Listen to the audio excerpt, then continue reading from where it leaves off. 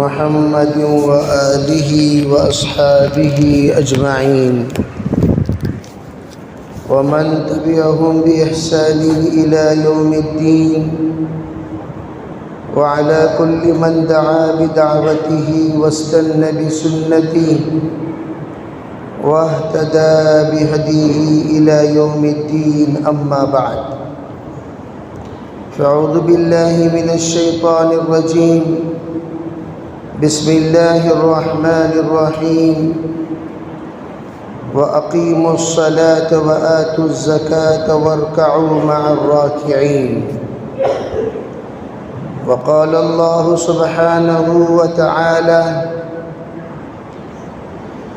وأقيموا الصلاة وآتوا الزكاة وما تقدموا لأنفسكم من خير تجدوه عند الله إن الله بما تعملون بصير وقال الله سبحانه وتعالى إن الذين آمنوا وعملوا الصالحات وأقيموا الصلاة وآتوا الزكاة لهم أجرهم عند ربهم ولا خوف عليهم ولا هم يحزنون سبحان ربك رب العزة عما يصفون وسلام على المرسلين والحمد لله رب العالمين اللهم أيدنا بتأييدك اللهم أيدنا بتأييدك اللهم أيدنا بتأييدك يا رب العالمين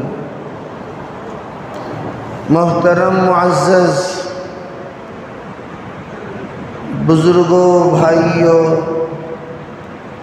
عزیز نوجوانوں، اللہ تعالیٰ نے دین اسلام کا تربیت کا نظام بڑے ہی فطری نظام اور انوکھا نظام بنایا ہے۔ فطری نظام اس اعتبار سے کہ جو بھی تربیت اسلام میں کی جاتی ہے وہ تربیت میں ان تمام طبیعت کا لحاظ رکھا گیا جو طبیعت مختلف قسم کے ہوا کرتی ہے۔ کسی کی طبیعت جوہد کو پسند کرتی ہے، کسی کی طبیعت جوہد کو پسند نہیں کرتی، کسی کی طبیعت مجاہدے کو چاہتی ہے، کسی کی طبیعت مجاہدے کو برداشت نہیں کرتی، کسی کی طبیعت کے اندر سخاوت ہے، کسی کی طبیعت کے اندر بخالت ہے۔ اسلام نے سب کو منظم طریقے سے تربیت کا ایک نظام بنایا۔ وہ نظام جیسے تدریجی نظام ہے۔ تدریج کے معنی دھیرے دھیرے، آہستہ آہستہ، ذرا ذرا سا اس کی تربیت ہوتی ہے۔ ایک دم تربیت کا نظام اسلام کا نظام نہیں ہے۔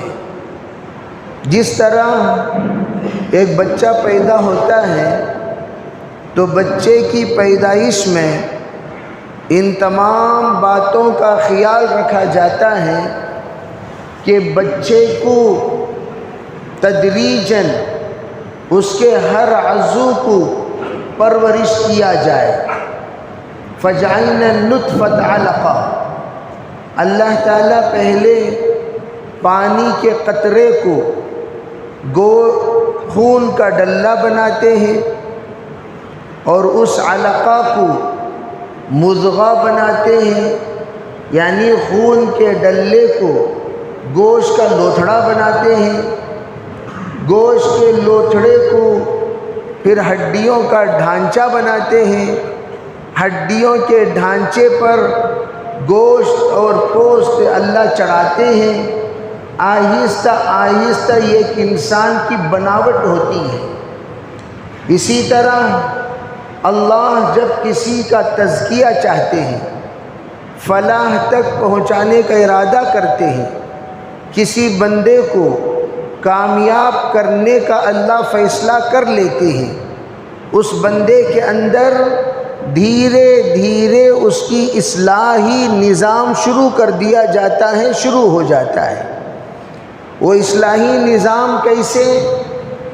سب سے پہلے وہ بندہ جب تمام سے ہٹ کر، شرک سے پاک ہو کر، جب ایک اللہ وحدہ لا شریک لہ کو ماننے کا ارادہ کر لیا، تو اللہ تعالیٰ فرماتے ہیں اب تیرا بدن وہ ہمارے سامنے ہی صرف جھکے گا، تیرے بدن کا مالک تو نہیں ہے، تیرے بدن کا مالک ہم ہیں۔ ہم جہاں جھکنے کو کہیں گے تو وہاں جھکے گا، جب اٹھنے کو کہیں گے وہاں سے اٹھے گا، جب رکنے کو کہیں گے وہاں رکے گا، جب پڑھنے کو کہیں گے وہاں پڑھے گا، جب سلام پھیرنے کو کہیں گے وہاں تو سلام پھیر دے گا۔ اسی نظام کو اللہ مد نظر رکھ کر بندے کی بدن کی تربیت فرماتے ہیں، تاکہ اس کے اندر ماننے کی صفت پیدا ہو جائے۔ اور جب ماننے کی صفت پیدا ہو گئی، اذا کبر الامام فکبروا، امام جب تکبیر کہے تم تکبیر کہو، اذا قرأ فانصتوا، جب امام قرات پڑھے تم خاموش سنو، اذا رکع فارکعوا، امام سجدے میں جائے سجدے میں جاؤ، اذا سلم فسلموا، امام رکوع میں جائے رکوع میں جاؤ، اذا سجد فاسجدوا، سجدے میں جائے سجدے میں جاؤ، اذا سلم فسلموا، جب سلام پھیر دے تم بھی سلام پھیر دو۔ گویا تابع داری سکھائی گئی کہ تم تابع ہو کر جینا سیکھو، تابع ہو کر رہنا سیکھو، تابع ہو کر عبادت کرنا سیکھو۔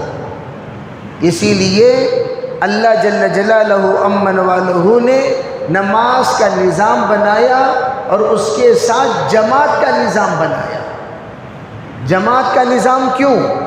تاکہ تمہارے اندر اتحاد پیدا ہو، اتفاق پیدا ہو، تمہارے اندر یکسوئی پیدا ہو، تمہارے اندر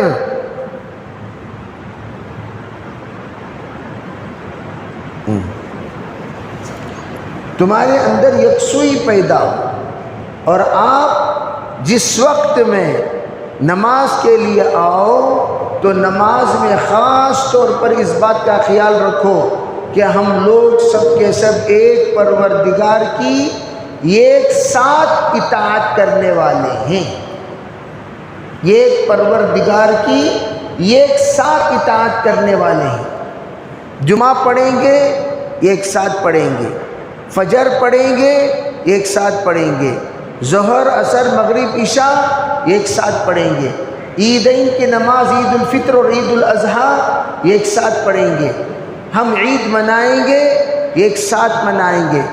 ہم میں سے جو بھی کام کرے گا وہ اتحاد کے ساتھ کرے گا، اتفاق کے ساتھ کرے گا۔ ہمارا ذہن ایک ہوگا، ہمارا سوچ ایک ہوگا، ہماری فکریں ایک ہوں گی، ہمارے جذبات ایک ہوں گے، ہمارے خیالات ایک ہوں گے۔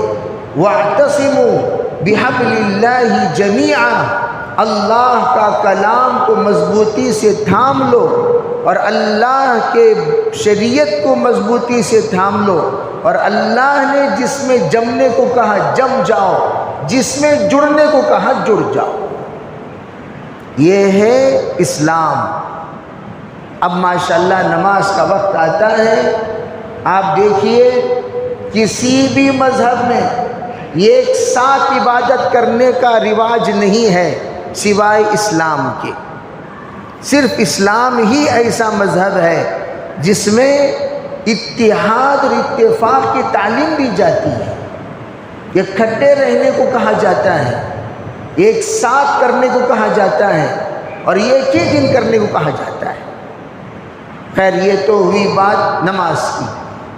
اب جب نماز کے ذریعے سے ماشاءاللہ بندہ مطیع اور فرما بردار ہو گیا، اس کی تمام حرکتیں کنٹرول میں آ گئیں، جہاں دیکھنا ہے وہاں دیکھنے والا بن گیا، جو بولنا ہے وہ بولنے والا بن گیا، جو سننا ہے وہ سننے والا بن گیا، جہاں جھکنا ہے وہاں جھکنے والا بن گیا، جہاں بیٹھنا ہے وہاں بیٹھنے والا بن گیا، جہاں کھڑا ہونا ہے وہاں کھڑے ہونے والا بن گیا۔ اسے کہتے ہیں سمجھدار مسلمان۔ اسے کہاں کھڑنا نماز سکھاتی ہے۔ ہر جگہ پر کھڑنے کی جگہ نہیں ہوتی۔ جیسے علماء فرماتے ہیں، ایک انسان کو اللہ نے دینداری کا حلیہ عطا فرمایا، دینداری کا حلیہ عطا فرمایا، اس کو چاہیے کہ اتہام کی جگہ سے بچے، ایسی جگہ سے بچے جہاں پر الزام لگنے کا اندیشہ ہو۔ جیسے شراب خانے کے سامنے کھڑنے کی آپ کو اجازت نہیں ہے۔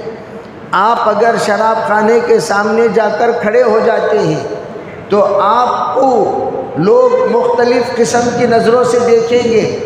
عربی مولوی صاحب کو، حاجی صاحب کو، نمازی صاحب کو، مسلمان صاحب کو شراب کی دکان کے سامنے کیا لینا دینا؟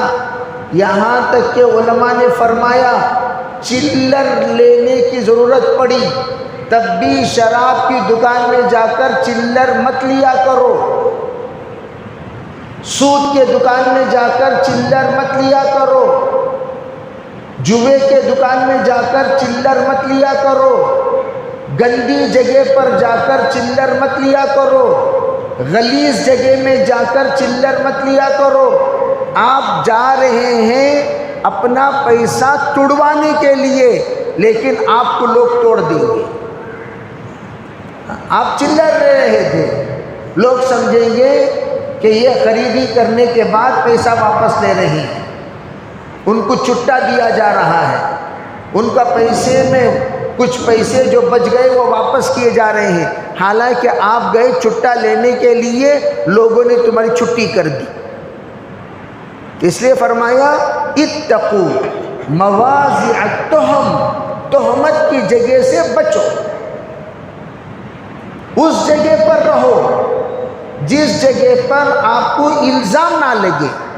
اسی لیے کہا شریفوں کو چاہیے شریف محلے میں رہے، رذیلوں کے ساتھ نہ رہے، شریروں کے ساتھ نہ رہے، ایسی جگہ پر نہ رہے جہاں پر گندا ماحول ہے، جہاں پر گندے حرکتیں چلتی ہیں، جہاں پر گندے تصورات ہیں، گندے خیالات ہیں، اس پر سے آپ اپنی بیوی کو بھی لے جاؤ گے، متہم ہو جاؤ گے۔ اس راستے پر سے بھی مت گزرو جو راستہ گندا ہے۔ کیوں؟ نماز کی یہ تربیت، کہاں کھڑنا وہاں کھڑو، کہاں جھکنا وہاں جھکو، کہاں بولنا وہاں بولو، کہاں دیکھنا وہاں دیکھو، کیا سوچنا وہ سوچو۔ یہ ٹریننگ نماز کی ہے۔ نماز یہ بتاتی ہے کہ یہ تمام چیزوں میں تم پابند رہنا چاہیے۔ اسی کو کہا ان الصلاۃ تنہی عن الفحشاء والمنکر، نماز تمہیں گناہوں سے روک دیتی ہے، منکرات سے بچا لیتی ہے، گندی چیزوں سے نماز تمہیں روک لیتی ہے، بچا لیتی ہے، پاک کر دیتی ہے، تمہیں مکمل طور پر اس سے نماز بریک لگاتی ہے۔ تو تمہیں کرنا کیا چاہیے؟ وہاں پر بریک لگا دینا چاہیے۔ اس لیے کبھی بھی اس طرح کی کوئی حرکت نہ کریں۔ کبھی بھی اس طرح کی کوئی بات نہ کریں، کبھی بھی اس طرح کی کوئی بات نہ سوچیں، اس کا خاص طور پر خیال۔ یہ رہی بات نماز کی تربیت۔ اب روزہ آیا تو اس کی تربیت کا مقصد کیا؟ 3 چیزوں کا احساس پیدا کرنا، غریب کی غربت کا احساس، بھوکے کے بھوک کا احساس، اور اپنے آپ کو کنٹرول رکھنے کے حوصلہ اور ہمت ہونے کا احساس۔ ہمیں معلوم ہونی چاہیے کہ ہم صبح سے لے کر شام تک عبادت کی نیت سے اپنے آپ کو روکے رکھے ہوئے ہیں، کھانے سے، پینے سے، اپنی بیوی سے۔ جب یہ 3 چیزوں سے ہم لوگ روزے کی حالت میں اپنے آپ کو روکے ہوئے ہیں تو بعض گھرانہ وہ ہے جو بیچارے روزہ نہ رکھنے کے باوجود روزے کی طرح جی رہے ہیں۔ ہم تو رمضان تک، یہ جمعہ تیسرا جمعہ، چلتے چلتے 2 جمعے پر ہمارا رمضان ختم ہو جائے گا۔ ہماری عید کے بعد ہمارا کھانا پینا، اٹھنا بیٹھنا، چلنا پھرنا شروع ہو جائے گا۔ ایک بڑا مجمع وہ ہے جو رمضان المبارک سے فارغ ہونے کے باوجود ان کے گھر میں چولہا نہیں سلگتا، ان کے گھر میں ہانڈی نہیں پکتی، ان کے گھر میں کھانا نہیں بنتا، ان کے گھر میں کوئی بھی سہولت نہیں ہے۔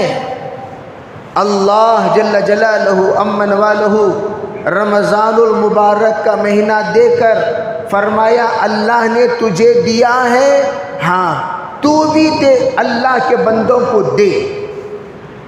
دینے والا کبھی غریب نہیں ہوتا، دینے والا کبھی فقیر نہیں ہوتا، دینے والا دعا لینے والا ہوتا ہے، دینے والا دل میں جگہ لینے والا ہوتا ہے، دینے والا لوگوں کی محبتوں کا مرکز بن جاتا ہے، دینے والا جہنم سے دور ہو جاتا ہے، دینے والا جنت سے قریب ہو جاتا ہے، دینے والا اللہ کا پیارا بن جاتا ہے، دینے والا وہ اللہ کا برگزیدہ بندوں میں شامل ہو جاتا ہے۔ اسی لیے فرمایا السخی قریب من الجنہ، قریب من اللہ، قریب من الناس، بعید من النار۔ دینے والا اللہ سے قریب، جنت سے قریب، لوگوں سے قریب، جہنم سے دور۔ نہیں دینے والا اللہ سے دور، جنت سے دور، لوگوں سے دور، جہنم سے قریب ہو جاتا ہے۔ دم جائے دمڑی نہ جائے، یہ ایک بڑی جماعت آپ کو ملے گی۔ دم جائے دمڑی نہ جائے، یہ ایک بڑی جماعت آپ کو ملے گی۔ کنجوس اپنے اندر سے کنجوسیت اس کو نکالنے کے لیے اللہ نے ہمیں رمضان دیا۔ تمہارے اندر سے کنجوسیت کو نکالو، بخالت کو نکالو۔ جو تمہارا ہاتھ بند ہے، یہ ہاتھ بند ہونے کو کھولو۔ اگر تم کھولے رکھو گے، نسل ہاں نسل اللہ دینے والا بنائے گا، دینے والے بنو۔ ید اللہ فوق ایدیکم، اگر تم دینے والے بن جاؤ گے اللہ کی مدد تمہارے ساتھ شامل حال رہے گی۔ اور دیتے وقت چھپ کر دیا کرو۔ ان تنفق یمینہ لا تعلم شمالہ ما تنفق یمینہ، اس کا بائیں ہاتھ کو پتہ نہ چلے دائیں نے کیا دیا، بالکل خبر نہ ہو۔ بند مٹھی، کتنا دیا، کسے دیا، کب دیا، کیا دیا، کوئی پتہ نہ چلے۔ اللہ کے لیے ہم دیں، بند مٹھی دیں، بند کر کے دے دیا کریں، چھپ کر دے دیا کریں، لیکن دینا کس میں کتنا ہے وہ حساب جان لیا کریں۔ اس وقت ایک بڑا مجمع ہمارا وہ ہے جو حساب سے واقف نہیں ہے، ایک اندازے سے زکوٰۃ دو کہاں دے دیے، صدقہ دو کہاں دے دیے، فطرہ دو کہاں دے دیے، کسے دینا، کب دینا، کہاں دینا، مصرف کیا، کس کا مصرف کتنا ہے، وہ تمام چیزوں سے ہم لوگ نہ جاننے کی وجہ سے ایک بڑا مجمع، ایک صاحب زکوٰۃ کا مال لے کر ایک علاقے پر پہنچے اور زکوٰۃ کا مال انہوں نے تقسیم کیا ریشن کی شکل میں۔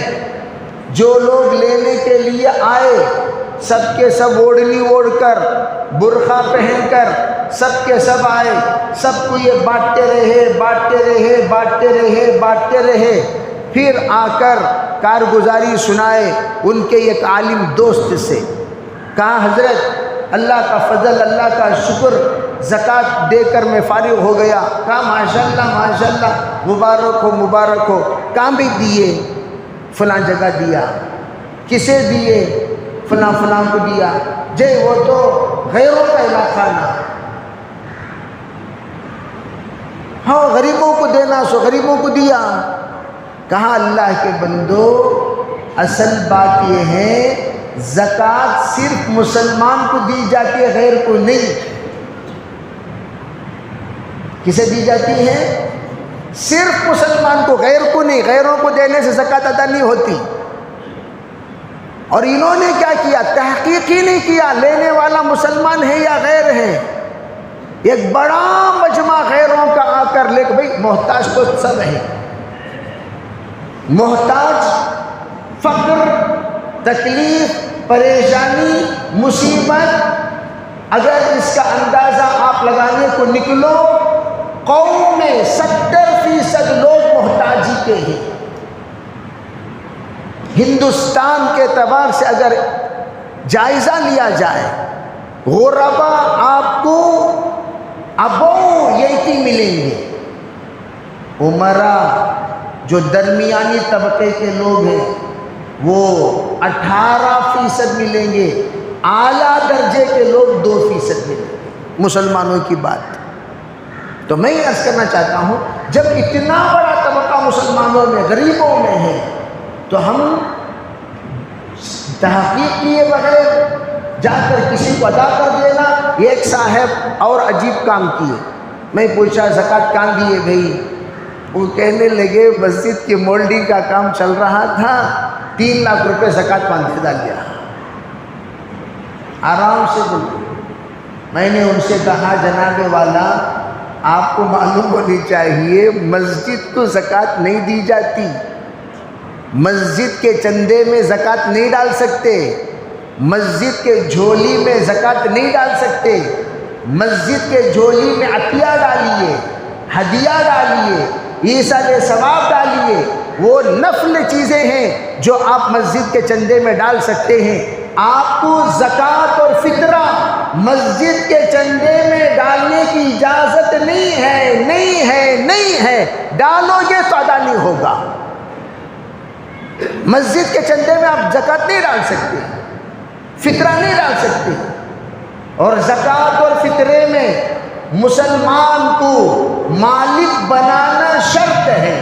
اور ایک بات سن لیجیے آپ اچھی طرح، بعض لوگوں نے بھیک مانگنے کو بزنس بنا لیا۔ ہمارے اسفار میں ایک سفر ہوا، پلمنیر سے لے کر وہ پنگنور کی طرف جاتے ہوئے نماز کا وقت آ گیا، بہت مختصر وقت تھا، تو یہ گاؤں میں ہم رکے۔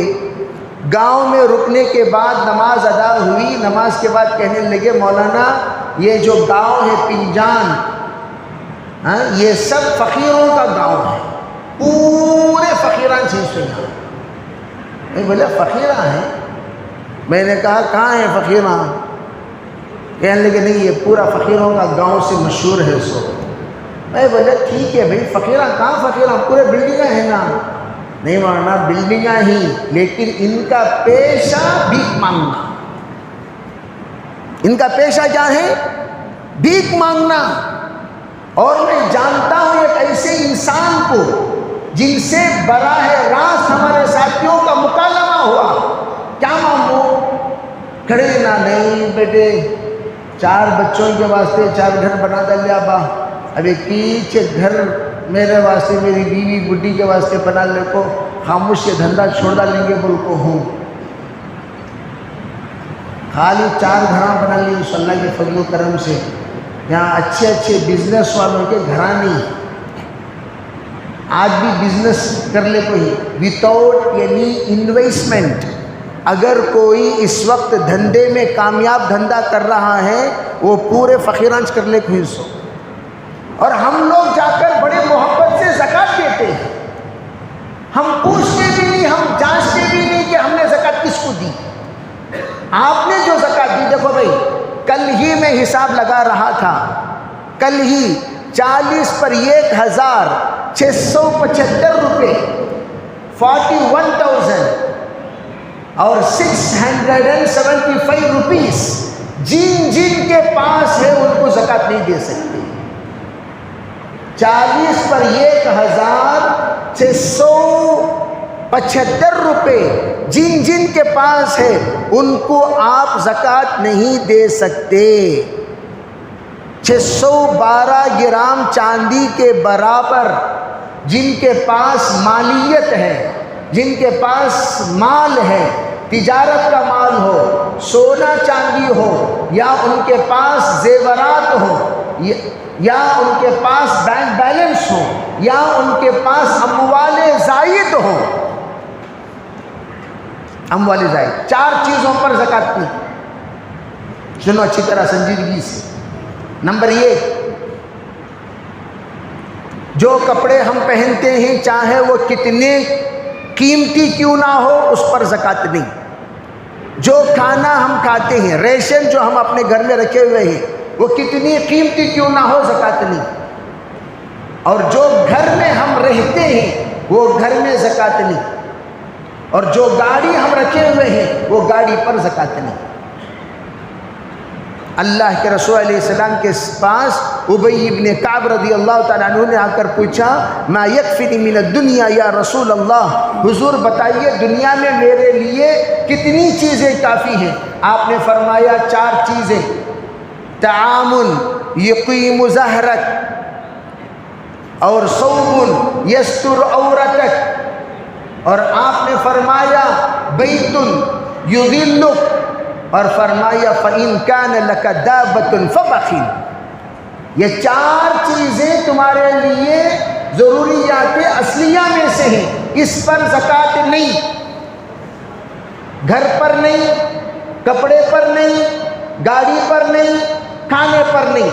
اس کے علاوہ آپ کے پاس شو کی چیزیں ہیں. شو، توجہ، شو کی چیزیں، جو چیزیں آپ ضروریات اصلیہ کے علاوہ شو کیس میں رکھے ہوئے ہیں، وہ شو کیس کی چیزیں، چاندی کے، سونے کے، قیمتی شو کی چیزیں آپ نے خرید کر لا کر اپنے الماری میں رکھے ہیں، شو کیس میں رکھے ہیں، اس کی قیمت 42,000 ہو جاتی ہے. آپ اس کی بھی زکوٰۃ دینا ہے.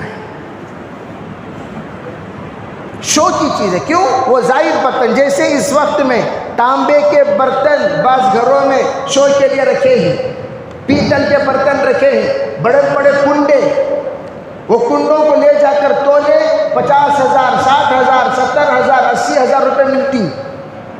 اس پر زکوٰۃ ہے، وہ ایکسٹرا چیزوں میں شامل ہوتا ہے جو استعمال میں نہیں ہے. جو استعمال میں نہیں رہے، اگر استعمال میں ہے اسے تمہیں کھانا پکانے استعمال کر رہی، پانی پکڑ کو رکھو ہی، چائے بنا رہے ہیں، اس میں کچھ نہ کچھ استعمال میں ہے. استعمال کی چیزوں میں زکوٰۃ نہیں، استعمال میں نہیں. شو، یہاں تک کہ علماء نے فرمایا بعض گھروں میں جھومر ہوتے ہیں، بڑی قیمتی جھومر، 1.25 لاکھ کا جھومر، 50,000 کا جھومر، وہ بھی قیمتی چیز ہے.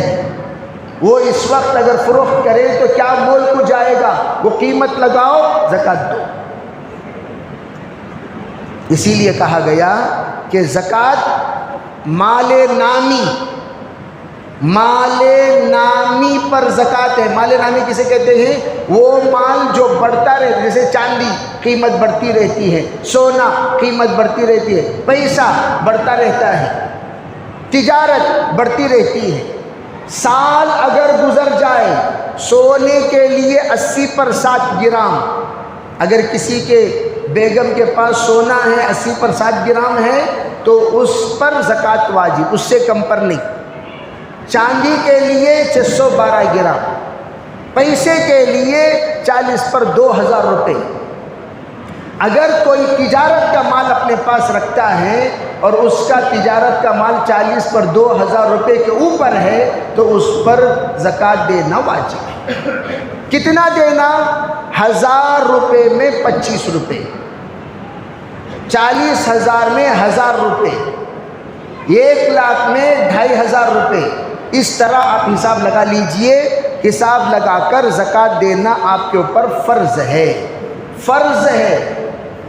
فرض کسے کہتے ہیں؟ جو نہیں کریں گے تو گنہگار ہوں گے، نہیں کریں گے قبر کا عذاب، نہیں کریں گے اللہ کے پاس حساب، نہیں کریں گے جہنم کی وعید، نہیں کریں گے تکلیف اپنی طرف متوجہ کر لینا لازم۔ یہاں تک کہ علماء نے فرمایا زکوٰۃ کا مال اگر کوئی نہیں دیا، اپنی تجارت کو ایسے ہی بڑھاتا رہا، سمجھو زکوٰۃ کا مال شامل ہو کر چنگاری بن جائے گی، ایک نہ ایک دن پورے مال کو آگ لگا دے گی۔ چنگاری جیسے 40,000 کی زکوٰۃ تمہیں نہیں نکالے 1000 روپے، وہ 1000 چنگاری، 2 سال تمہیں نہیں دیے 2000 چنگاری، 3 سال نہیں دیے 3000 چنگاری، 4 سال نہیں دیے 4000 چنگاری۔ یہ 4000 40,000 کو تباہ کر ڈالتی۔ اب بعض لوگ بیچارے پریشان ہوتے ہیں، حضرت میرے پاس 40 لاکھ روپے، کیا کرنا؟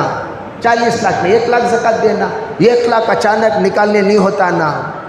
قرآن نے 32 جگہ پر 33 جگہ پر اقیموا الصلاۃ وآتوا الزکاۃ، اقیموا الصلاۃ وآتوا الزکاۃ، اقیموا الصلاۃ وآتوا الزکاۃ کا جو حکم دیا، حضرت تھانوی علیہ الرحمہ فرماتے ہیں اللہ نے اس لیے حکم دیا تاکہ آپ سال بھر زکوٰۃ ادا کر سکو۔ سال بھر حساب ڈال لو، 1 لاکھ روپے میرے اوپر زکوٰۃ دینا، میں 365 دن کو 1 لاکھ ڈیوائڈ کرو، جتنا آیا بھائی، زیادہ سے زیادہ 2000 روپیہ۔ بھائی آدمی اگر 1 لاکھ کو 365 دن میں ڈیوائڈ کرے گا تو کتنا آئے گا؟ بہت کم آئے گا، 300 چلر آئے گا، روزانہ 300 چلر آئے گا۔ تو آپ کیا کرو، 300 روپے 350 روپے ڈیلی صدقہ دینا شروع کرو، زکوٰۃ کے نام سے نکالنا شروع کرو، نہیں ماہانہ نکالنا شروع کرو، ڈیوائڈیڈ بائی 12 ڈال لیجئے، ڈال کر آپ اپنی زکوٰۃ نکالیے، 8,000 8,500 روپے ماہانہ نکالیے۔ جب آپ نکالتے رہیں گے سال بھر زکوٰۃ دینا آسان ہوگا کہ نہیں ہوگا؟ اس کے لیے آسان ترتیب دیکھو بھئی، زکوٰۃ دینے کے لیے افضل کون؟ سب سے افضل ہمارے رشتہ دار ہیں۔ وہ رشتہ دار میں بھی کون رشتہ دار؟ جو تمہارے قریب۔ اللہ کے رسول صلی اللہ علیہ وسلم سے عائشہ نے پوچھا، اللہ کے رسول میں صدقہ دینا چاہتی ہوں۔ حضرت عائشہ نے پوچھا کہ کس کو دوں؟ آپ نے فرمایا اقربہم باباً، جو قریب جن کا دروازہ ہے ان کو دیجئے۔ قریب جن کا دروازہ ہے، آپ دیکھنا ہم جس محلے میں رہتے ہیں وہ محلے میں میرے رشتہ دار نہیں کیا؟ ہیں ان کو دیو پہلے۔ بعض مرتبہ قریبی رشتہ داروں میں سمجھنے میں غلطی ہو جاتی ہے۔ دیکھو قریبی رشتہ دار یہ بھائی بہن یہ سب سے زیادہ قریبی رشتہ دار۔ بعض مرتبہ آپ کے بھائی آپ کی بہن غریب رہتے ہیں، آپ جا کر گاؤں گلی سب ریشن تقسیم کرتی، لیکن بہن کے بارے میں نہیں پوچھتے، بھائی کے بارے میں نہیں پوچھتے۔ انسان اپنے آبا و اجداد کو زکوٰۃ نہیں دے سکتا، اولاد کو زکوٰۃ نہیں دے سکتا، جس کو کہتے ہیں اصول اور فروع۔ اصول اور فروع، اصول کسے کہتے ہیں؟ میں میرے والد کو، دادا کو، پردادا کو زکوٰۃ نہیں دے سکتا، اور میرے بیٹے کو، پوترے کو، پڑ پوترے کو زکوٰۃ نہیں دے سکتا، بیٹی کو، نواسے کو، نواسی کو زکوٰۃ نہیں دے سکتا۔ یہ سے کہتے ہیں اصول اور فروع۔ لیکن دائیں بائیں جسے کہتے ہیں بھائی اور بہن، بھائی بہن کو زکوٰۃ دے سکتی۔ بھائی بہن کو بولو بھائی زکوٰۃ دینا افضل ہے۔ بھائی بہن اگر غریب ہیں تو سب سے پہلے آپ زکوٰۃ کسے دیں گے؟ بھائی اور بہنوں کو آپ زکوٰۃ دیجئے، یہ زیادہ افضل ہے۔ اور پھر ایک عجیب اور لطیفے کی بات، حضور صلی اللہ علیہ وسلم کے پاس ایک خاتون آئی، آ کر کہنے لگی حضور میرے مال کی زکوٰۃ نکالنا ہے، کسے دوں؟ آپ نے فرمایا افقرہم، جو تیرے خاندان میں، تیرے رشتہ دار میں سب سے زیادہ فقیر ہو اسے دے۔ انہیں پورے خاندان کا جائزہ لے کو کہنے لگی سب سے بڑا فقیر میرے خاندان میں میرا شوہر 600، اس سے بڑا فقیر کون بھی نہیں۔ بیوی مالدار، شوہر فقیر، ایسا ہوتا تھا۔ بیوی مالدار وہ ماشاءاللہ زمین کی مالکن ہے، سونے کی مالکن ہے، گھر کی مالکن ہے، لیکن شوہر ایک ملازم، اس کے پاس کچھ نہیں۔ تو اللہ کے رسول علیہ السلام نے مسکرایا، پوچھا اس خاتون نے کیا میں اپنے شوہر کو زکوٰۃ دے سکتی ہوں؟ آپ نے اجازت دی تھی۔ علماء فرماتے ہیں بیوی پر لازم نہیں کہ وہ شوہر کی کفالت کرے، لیکن شوہر پر لازم ہے کہ وہ بیوی کی کفالت کرے۔ تو اگر کوئی بیوی شوہر کو زکوٰۃ دیتی ہے جبکہ وہ فقیر ہے، قلاش ہے، مسکین ہے، لاچار ہے، غریب ہے، دے سکتی ہے۔ اگر شوہر مالدار ہے، بیوی غریب ہے، نہیں دے سکتا۔ کیوں؟ بیوی کی پرورش کی ذمہ داری شوہر کے ذمے، بچوں کی پرورش کی ذمہ داری شوہر کے ذمے۔ شوہر بیوی کو نہیں دے سکتا اور بیوی شوہر کو دے سکتی ہے۔ اب یہاں سے کیا پتہ چلا کہ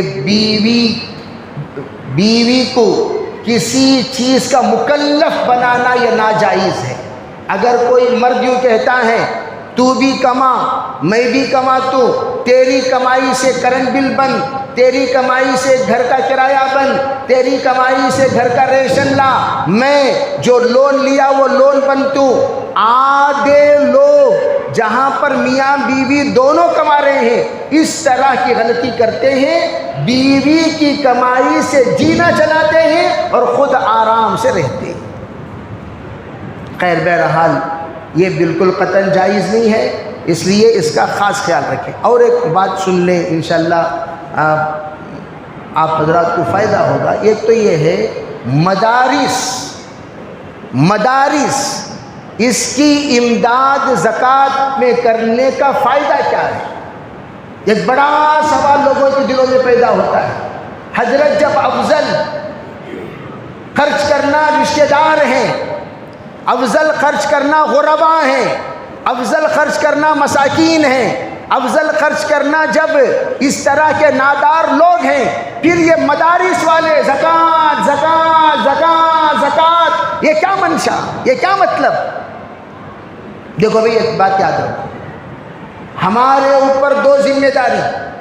میں ہمیشہ کہا کرتا ہوں کوئی بھی مدرسہ والا یہ نہیں کہتا پوری زکوٰۃ ہم ہی دو، نہیں، تم اپنی زکوٰۃ میں دیکھو اس وقت ہونا کیا چاہیے، ہم اپنے پاک مال سے دین کی حفاظت کرتے، ہم اپنے پاک مال سے قرآن کی حفاظت کرتے، ہم اپنے پاک مال سے اسلام کی حفاظت کرتے، ہم اپنے پاک مال سے دینی قلعوں کی حفاظت کرتے، لیکن وہ جذبہ ہمارے اندر سے ختم ہو گیا، بالکل صفر، الا ماشاء اللہ۔ میری پوری زندگی میں یہ 2-3 ایسے آدمیوں کو میں ملا ہوں جو حیرت سے مجھ سے کہنے لگے حضرت زکوٰۃ جا کو مہمان رسول کو کھلانا کیا؟ نہیں نہیں نہیں نہیں نہیں نہیں، ہم لوگ ان کو پاک مال دیں گے، یہ کہہ کر انہوں نے پاک مال دیا۔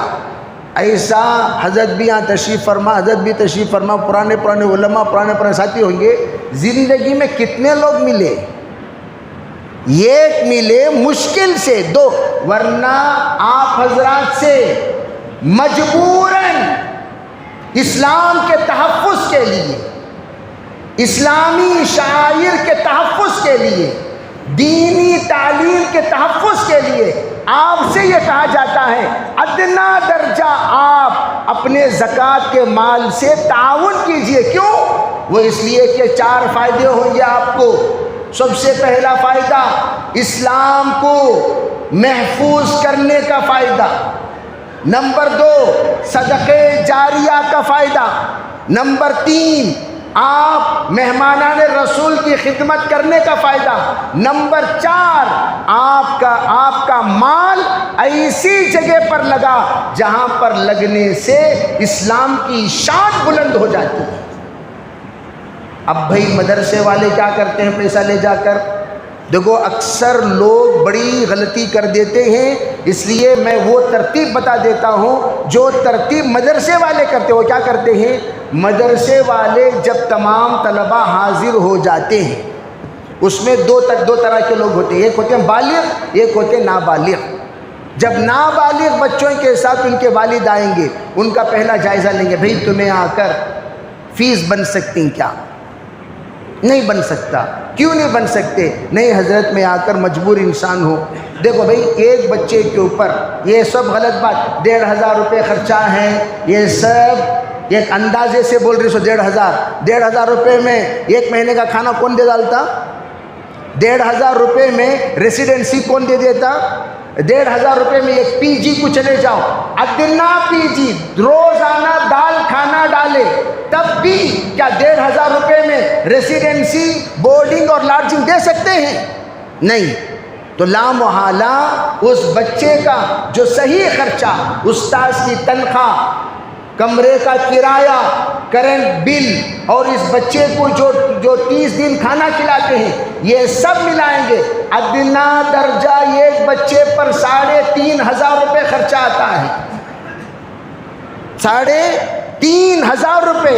اگر کوئی کہے بھائی میں 3,500 روپے ایک بچے کو خرچہ لینے کو میں تیار ہوں، تو ویسے احباب مدرسے والوں سے رابطہ کر سکتے ہیں اور کر کے آرام سے آپ اپنے طرف سے ایک بچے کا خرچہ لے کر پڑھائیے، وہ 3,500 روپے اگر آپ زکوٰۃ کے پیسوں سے بھی ادا کر رہے ہیں، باقاعدہ رسید میں زکوٰۃ کے نام سے رسید کٹوا لینا، پھر وہ زکوٰۃ کا پیسہ جو اس کا گارڈین ہے، جو اس کا باپ ہے، جو اس کا ذمہ دار ہے، اس کے ذریعے سے کہا جاتا ہے بھائی فلاں جگہ پر ہمارا کاؤنٹر ہے، فیس جمع کرنے کا کاؤنٹر، جاؤ یہ 3,500 روپے لے جائیے، 3 مہینے کا، 4 مہینے کا، 10 مہینے کا، 12 مہینے کا، جا کر وہاں پر فیس باندھ دیجئے۔ اب یہ بیچارہ وہ زکوٰۃ کا مال جو اس کے لیے جائز ہے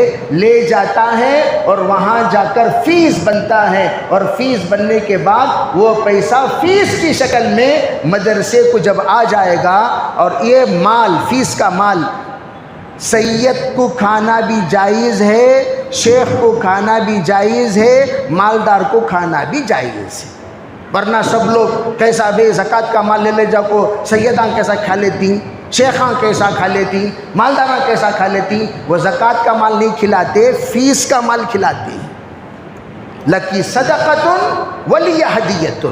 اس لیے ماشاءاللہ مدرسے میں منظم نظام، بھئی ہم جن بزرگوں سے تعلق رکھتے ہیں وہاں تو ہم بڑے احتیاط کے ساتھ زکوٰۃ کا نوٹ بھی نہیں بدلتے. تم جو نوٹ دیتے ہو زکوٰۃ کا باقاعدہ اس میں زیڈ ڈال دیا جاتا ہے، زیڈ. یہ نوٹ بھی نہیں بدلتے، بدل کو بعد میں تملیغ کر لیں گے ایسا سب، یہ سب چھتری کام سب نہیں کرتے. جو دیتے ہیں وہی نوٹ باقاعدہ ان کو دیا جاتا ہے.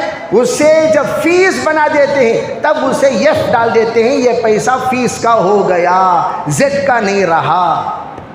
تو اس لیے ماشاءاللہ آج ہمارے مسجد کا چندہ ہے، جاتے ہوئے زیادہ زیادہ ہمارے مسجد کا چندہ زیادہ میں ہمیشہ کہا کرتا ہوں ذرا اندر کے جیب تک ہاتھ لے جانے کی زحمت کیجیے. باہر جو چلرہ لے لو کا کوئی وہ چلرہ کے حد تک آپ محدود نہ رہیں.